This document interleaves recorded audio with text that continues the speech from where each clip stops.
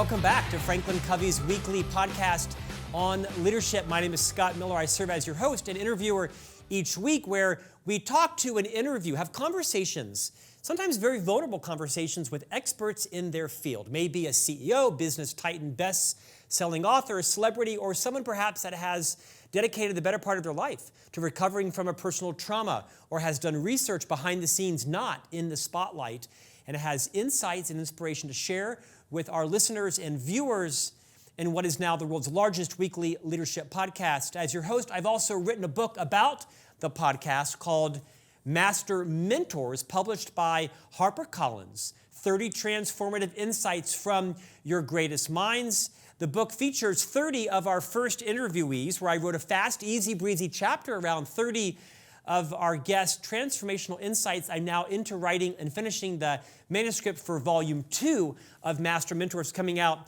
in 2022. Paperback copy, very easy to read. If you'd like to take a deeper dive on some of our most interesting guests, pick up a copy of Master Mentors. Today's guest, Joe Navarro, is joining us from Tampa, Florida, 25-year veteran in public service to our country, a former expert from the FBI on all things around negotiation, body language, consultation with people in high-pressure, intense situations. Has written, I think, 14-plus books, as a world-renowned speaker, coach, advisor, and expert. And today he's joining us about his most recent release called Be Exceptional. Joe Navarro, welcome to On Leadership. Great to be here, Scott. Thank you. We have rival backgrounds. Your bookcase is excellent. Many of those are books that you've authored yourself. You are a prolific writer. Joe, today we're going to talk about a wide-ranging topics, like, what do you learn from an FBI expert on counterinterrorism and interrogation, negotiation, the value of listening skills. What does nonverbal communication really encompass beyond just body language? You are an expert on all those topics, those things that all perhaps relate to being a leader, maybe not interrogation, although some of us would use that to employ in our leadership skills wrongly. Joe, spend a few minutes and reorient our listeners and viewers around the world on who you are, what your journey has been like, and then we'll take a dive into your most recent book, Be Exceptional. Well, thank you for having me on the show. I started out. You're based in Salt Lake City. I started out at Brigham Young University. I was recruited by the FBI at the age of 22, and not sure why they hired me. Now that I think back on how young I was, but came into the bureau, spent 25 years chasing spies. And then when I retired in 2003, I began to write about the things that I knew about, interviewing, terrorism, and so forth, and never set out to be a thought leader or a writer, but somehow 14 books later, I've ended up in that role where I'm often asked to share my thoughts. In this area where, we think about nonverbal behavior, but the thing that we all have in common, both you, myself, and everyone that is watching or listening, is that we're all in the people business. And if you were to look at what ties us and binds us, it is simply that. And it really doesn't matter that I was fortunate that in my bureau career, I was able to do around 13,000 interviews, and I had the opportunity to collect a lot of information about human behavior. In a way, I was as an ethologist. Jane Goodall was in the jungle with apes. I was in the human jungle collecting information. And what I've learned from that, from those experiences, then directly translated into the writings in my various books, including What Everybody Is Saying, which is about body language, and then the latest, which is really about what are the traits? What are the traits that exceptional individuals all possess? Joe, you have a quite captivating journey of your own. This has been a lifelong passion, interest, obsession of yours. I think I heard once where, as a young boy, you learned, was it maybe Thomas Jefferson or Benjamin Franklin and Leonardo DiCaprio, not Leonardo DiCaprio, Leonardo da Vinci. Big difference. He's on my mind for some reason. They used to, as artists, as experts, they would be unusually observant. They would write things down, and as a young boy, as an immigrant from Cuba, not speaking the language and having a fairly rough transition into American society, you would also take copious notes on people's body language. Talk a bit about what your early childhood upbringing, moving to the U.S. as you were fleeing communist Cuba, how that maybe ignited this passion and genius you had, latent genius in you, around observing people's body language and communication skills. Boy, you synopsized it rather nicely. My family fled Cuba when the communists took over, and coming to the United States, I didn't speak English. And because my parents were working 2 and 3 jobs, I spent a lot of time alone. But one of the things that I found interesting was that the one common language we had was body language, that when somebody smiles, when somebody is tender towards you, it didn't matter what culture you were in. This was something you could rely on. And similarly, if they didn't want to talk to you, if they didn't want to play with you and so forth, the same thing. And for whatever the reason, I just found that body language was so authentic and it's so quick. You don't have to wait for people to say things. We begin to transmit what we're feeling well in advance. And I remember as a 15, 16, 17-year-old keeping a little notebook of these observations. I remember one of the earliest one was, why is it that birds, when they flocked south in the wintertime, why do they all sit equidistant on the power line? And then, I'm walking outside and I'm looking, I was living in Miami Beach at the time. And you notice people lining up at the bus stop and they're all equidistant from each other. And I thought, do they hand out a memo or something? So little things like that, I just became curious about it. And then certainly once I was in the FBI, you realize that you're really a paid observer. And, so much of our work, it's about observations. And you quickly learn the best observers are the best agents. And I think the same thing happens in business and in leadership. When I studied, leaders throughout history for be exceptional, and when I looked at the titans of industry, one of the things that you learn is that these individuals were all great observers. And for a leader, the ability to observe that which is essential, to observe the needs, the wants, but perhaps even more importantly, the fears and concerns of the people that they lead are really critical for leadership.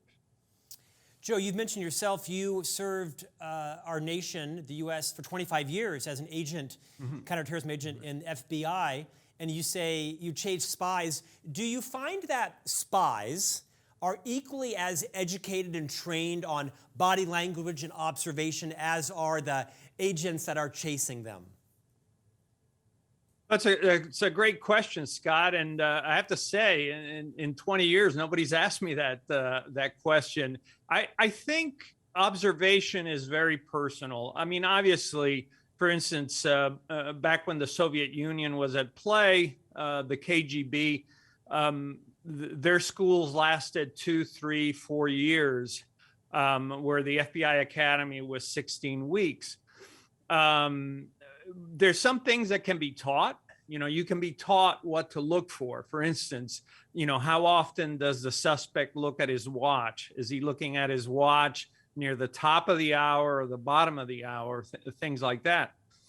But on a personal level, I found that it really was very individual, that whether I was dealing with the East German intelligence, Chinese intelligence, whether I was dealing with targets from the Middle East, or even Cuban intelligence, it was really about what efforts those individuals were making to not only be great observers, but to be, to exercise great operational tradecraft. So I don't think you can generalize, and it's the same way in in leadership. You can go in and have a class, and there'll be 100 people in the class, but look at that small group that takes that key information and then takes it to a different level. And that's very individualized. Joe, I want to talk about the power of emotional regulation. Before I go there, we all wrestle with this struggle, differentiating our emotions, our opinions, our feelings, our intuition, our observation with facts, and not conflating or confusing them. Was there ever a time in your career where you were convinced someone was doing something, that they were a spy or whatever, and then you'd built a self-fulfilling prophecy, but later your observation, your facts proved that you had exaggerated, it was not accurate? And if so, what was the lesson learned, and how to catch yourself, recognize when was your own sleuthful work kind of getting out of control? Yeah, the emotions, you look at television or the movies and you think, oh, these guys with the sunglasses, the dark suits, they don't have emotions. Bureau work is very emotional. I remember having to arrest pedophiles that were traveling interstate, and just doing horrific things with children, and you have to keep those emotions in check. I honestly can't think of a time where the emotions were so much the problem as our inability as humans to foresee everything that you're confronted with. And I'll give you two examples. In the one case, we had a woman, a spy. Her name was Kelly Church, and she was such an effective liar. She basically bamboozled us for about a year, because everything that she said we couldn't corroborate, because the evidence was overseas or in the possession of the Soviet Union. And, part of us wants to believe what she's saying. I mean, she basically accused her husband of being the actual spy. She was an American that had been hired by the Soviet Union, or she was a Soviet living here in the U.S.?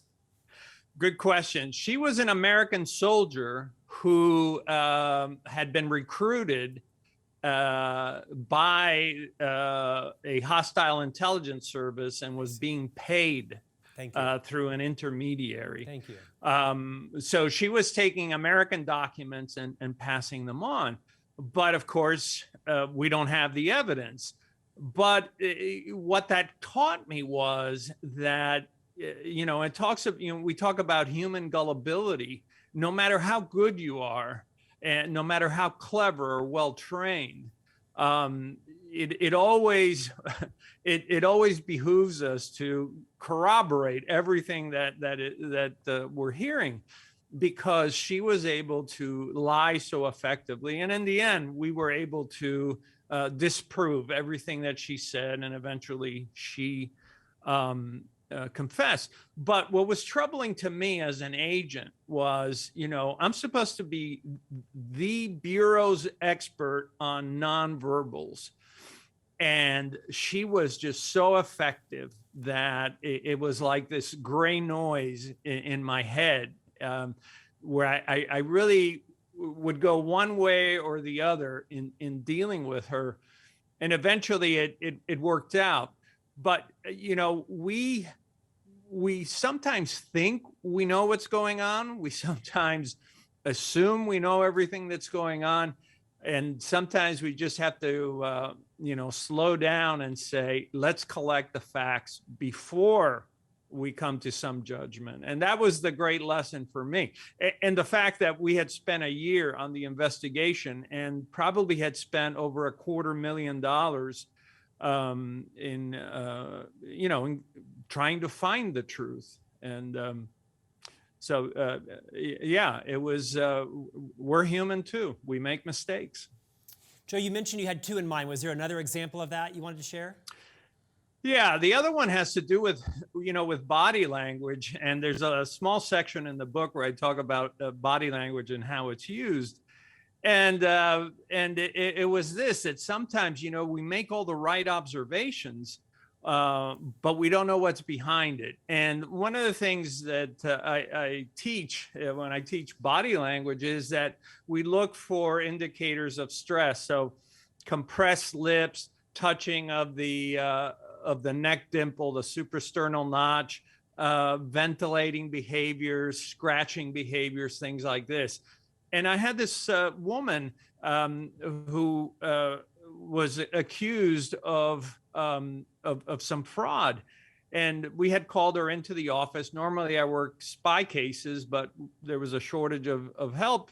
And after about a half hour, she wasn't calming down. She was becoming more and more nervous. And I thought to myself, you're a clever guy, Joe. Just go ahead and confront her. And so I said, ma'am, you look like you have something you need to get off your chest. And she says, well, thank God, Mr. Navarro, because when I parked downstairs, I only had 2 tokens and the meter's about to run out. And so I had read all the right body language, right? All these indicators of stress, but it wasn't because she was involved in any kind of crime. In fact, her ID had been stolen. And it's these 2 reminders have served me so well to just be a little reticent, to hold back and say, you know what, my job is to assess. The job of any leader, of any manager, is to assess first, collect as much information, ask questions, and and where possible, try to find out what's the underlying cause of the behaviors that you see. And so those are the 2 that I will forever remember. Joe, you must be everybody's favorite dinner party guest. When you're in Salt Lake, you are coming to my house, and we're going to have a great time. In many ways, this most recent book, your 14th book, Be Exceptional, is really a leadership book. It's a parenting book. It's a relationship book. It's basically a book about how to be an exceptional person. I found it riveting. And one of the concepts that I like the most is this idea around emotional regulation, probably because I'm so poor at it. Our chairman of our board, Bob Whitman, is perhaps the best at it I've ever seen. I've never seen the man lose his temper. I've never heard him say a curse word. He's quite unrelatable in many cases. I mean that as a compliment to him. But Bob is a model of what you write about the power of emotional regulation, not just as an FBI interrogator, but as like a friend and a human. Will you talk to those Scott Millers that are watching and listening around the world, that perhaps our emotions are some of our best assets, right? We're very creative and we have a lot of energy, but sometimes our strengths, as you know, if overplayed, can become our weaknesses. Speak to the millions of people like me that need to learn the value of emotional regulation. Yeah, I'm happy to, because this is something that I work on every day. The thing about emotional regulation is that it really can only take place if we are introspective, and that's one of the key features of really exceptional people, is that they're introspective enough to say, did I just get out of line? Did I just say something I shouldn't have said? Was I just becoming a little volatile there and so forth? Is this energy that I'm manifesting right now way out of place?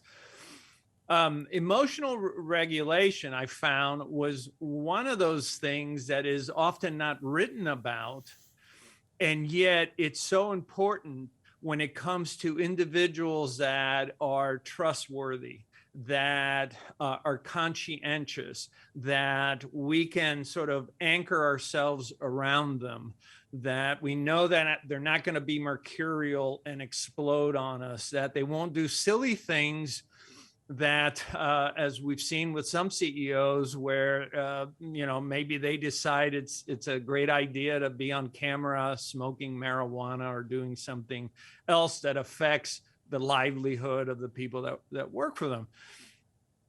We have the opportunity to self-regulate if we will take the time to do it. And I find that, except some people, yes, they're born very placid, they've grown up in that kind of environment. But where we don't, and I've seen it in my own life, where I sometimes am impatient, I have to say to myself, Joe, this is affecting everybody around you. It's affecting your loved ones. It's affecting the people you lead. It's affecting the people that you manage.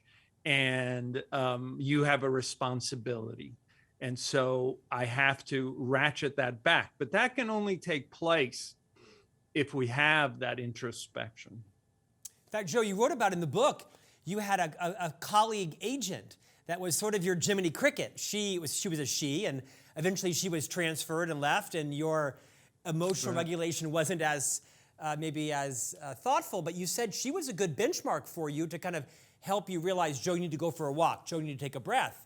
You strike me as a very calm person. Perhaps it's your Latin personality by nature, but it sounds like you've grown and conditioned yourself to be much more regulated than perhaps your natural personality is.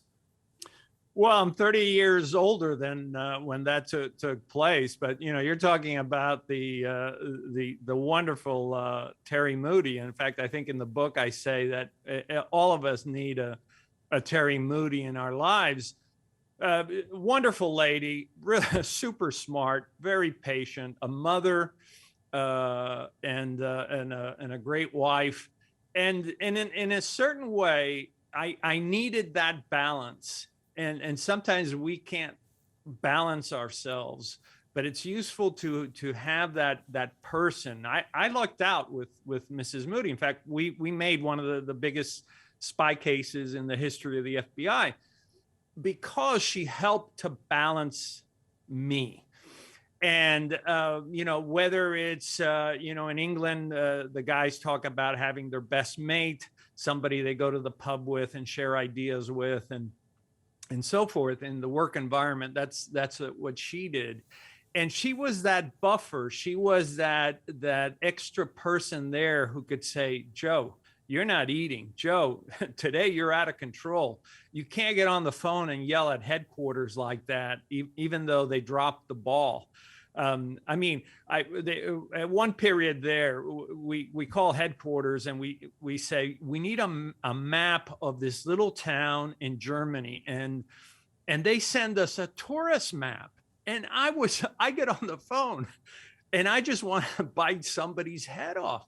I said, you expect me to go to trial and prosecute this case with a tourist map? Are you serious?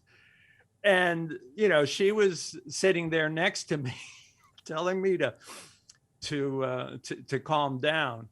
And, we need people like that. And I'm sure she would say that I'm a lot calmer now. But in the trenches, I think it serves us well.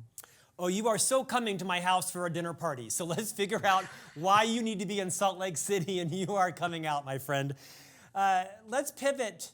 First of all, let's kind of just put a bow on that, because I don't want to underestimate the value of what you talk about as this super strength of emotional regulation, of being in control of our emotions in tense situations. For you, it's life or death. For you, it was a national security issue. For many of us, it's our reputations. It's our careers.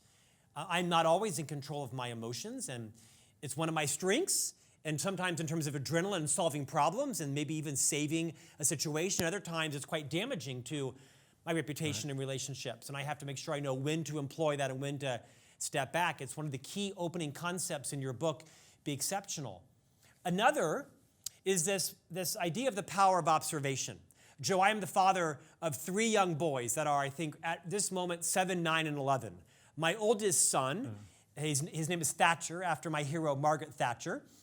And Thatcher is an empath. He's very empathic. He kind of follows the whole kind of birth order of children. He's very in touch with what's going on in the room. He knows who's sad. He knows who's lonely. He knows who's okay, and therefore he can help or talk with this person. He's quite mature that way in his age. Will you just riff for a few minutes on the power of observation, why it is so helpful as leaders in relationships, building cultures, and quickly, what are some tips that all of us can use to perhaps better understand observing and why that's so valuable as a leader, as a colleague in a company?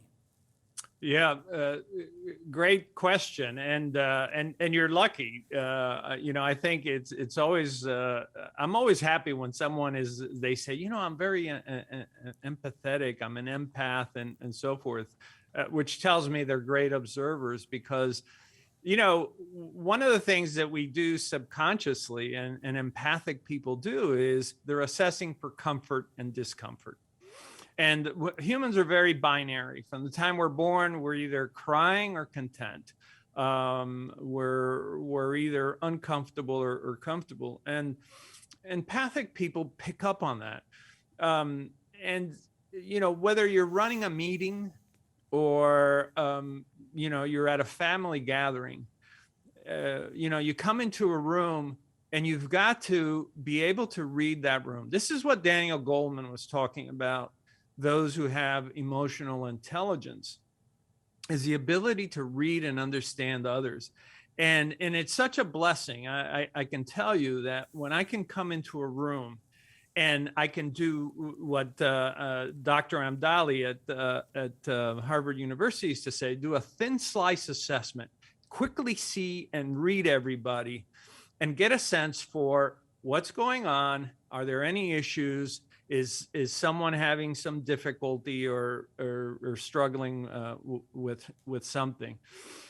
I think great leaders, when I look at the life of Alexander the Great, who would go out and walk amongst his men and talk to them, the ability to read them and see where's their energy. I'm reading a book now about the great tennis player Agassi, and he is one of the finest observers of everything, nonverbals, the crowds, everything. And he talks about how all that played into his strategy, the ability to read his opposition cannot be understated. And it's not just, Scott, what's in front of you. It's also, as you know from the book, is exceptional individuals have the ability to observe things that are taking place, which they can take advantage of, such as something novel, of putting together an idea that maybe nobody else would have thought of.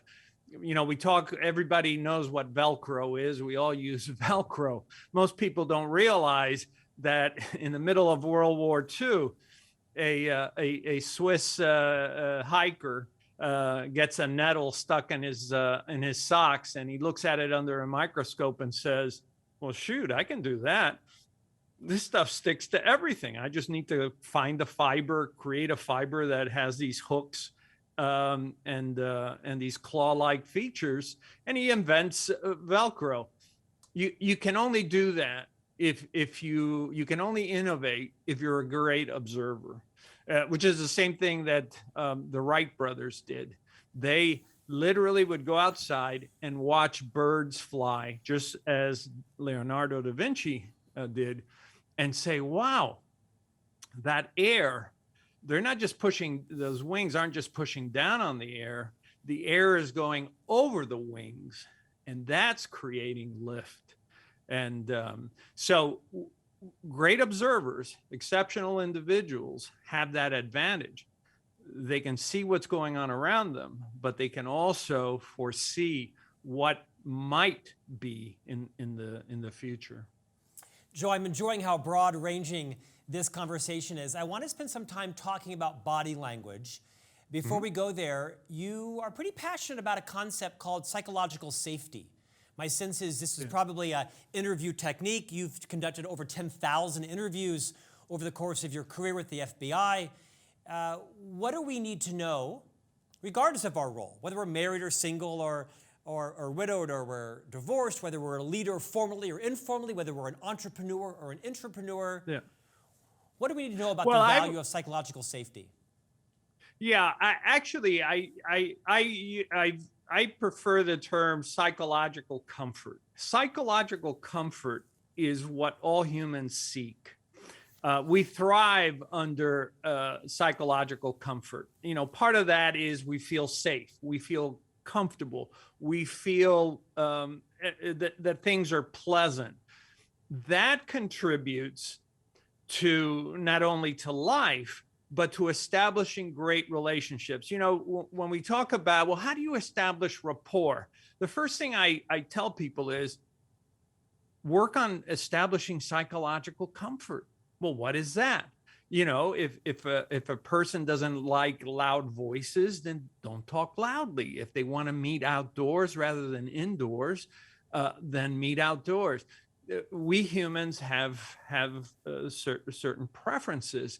But whether you're interviewing, whether you're conducting a formal liaison, whatever you're doing, if you strive for psychological comfort, you're going to be the beneficiary. You know, I talk about, well, what's the opposite? Psychological discomfort. Think about the times you've been in an argument and then 20, 30 minutes later, after it's over, you remember all the clever lines you should have said. And, you know, you think, well, why couldn't I think of those things when I was in the middle of the argument? And that's because psychological discomfort created by stress, created by circumstances, keeps you from being able to think fully and clearly. And so we strive for that psychological comfort. For me, even when I was working against my nation's enemies, when I was dealing with intelligence officers, hostile intelligence officers, it was, you know, I used to have people question me, why are you talking to them in a hotel? Why are you ordering food? And I felt bad that I would have to justify, because if I can keep someone in front of me for 2 hours, 3 hours, 4 hours, and they feel comfortable talking to me, eventually I'm going to get something out of it. You know, this nonsense of that you see on television where somebody's being interviewed and they throw down a book or they slam a desk or something like that, and they create psychological discomfort.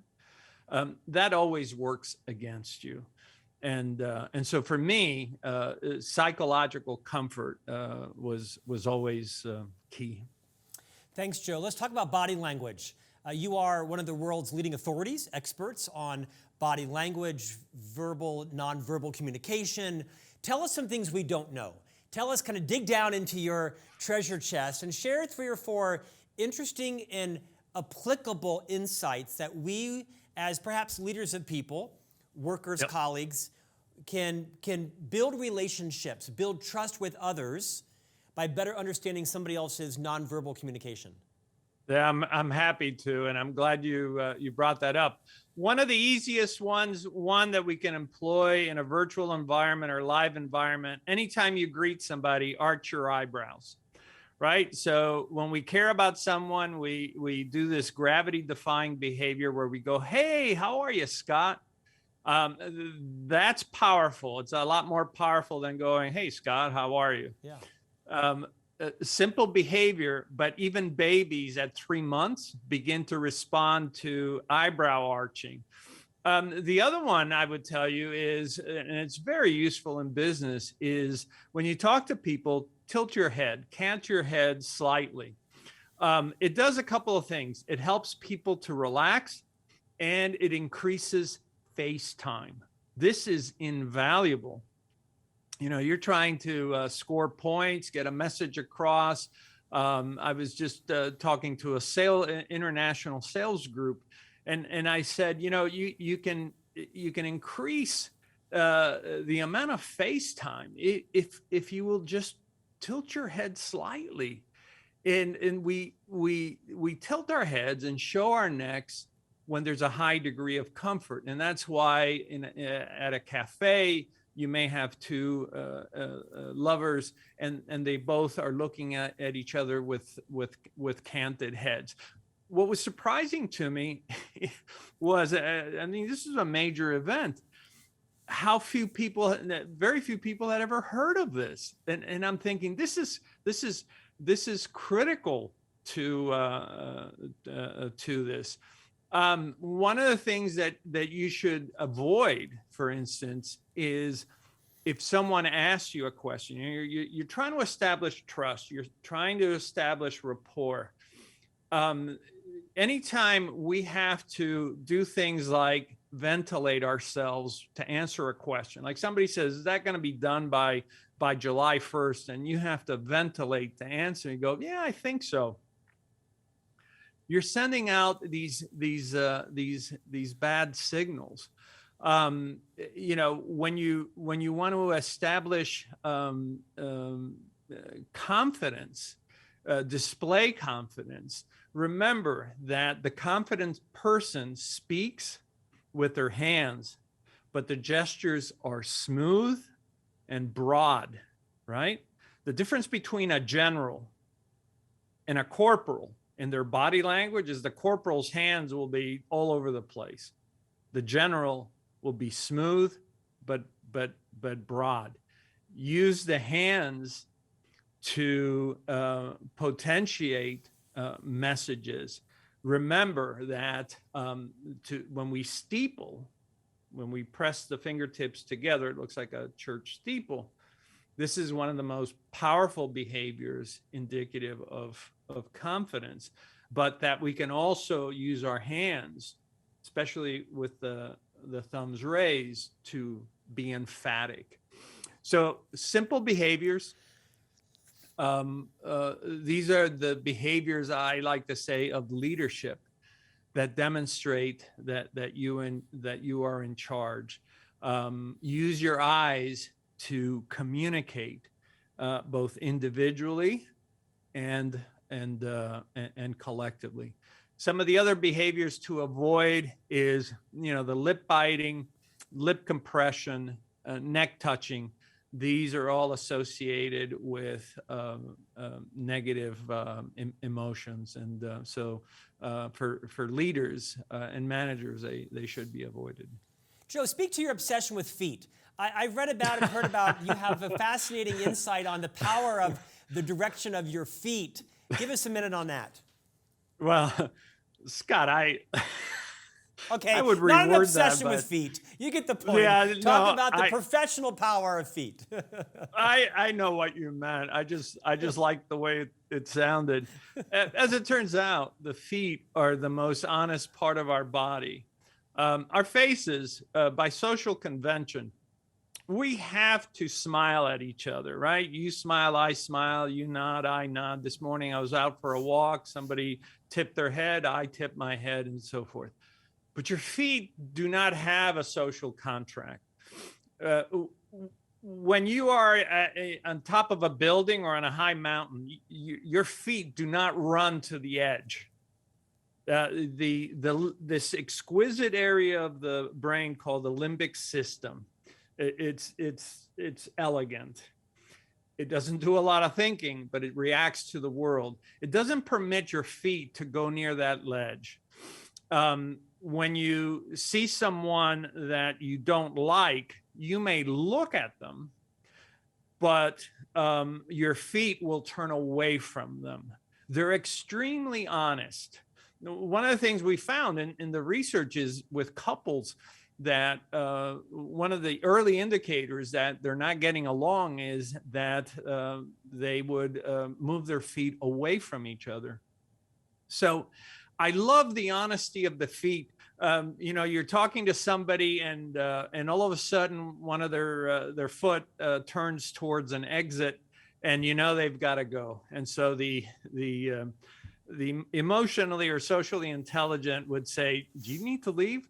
Sure enough, it always works that way. Even before they look at their watch, their feet are already indicating the direction that they have to go to. So that's my obsession with for clarity with the feet. Okay, Joe, is their honesty. Joe, send us off with something juicy. I'm sure there are proprietary, secrets that you don't share because of your service to our nation.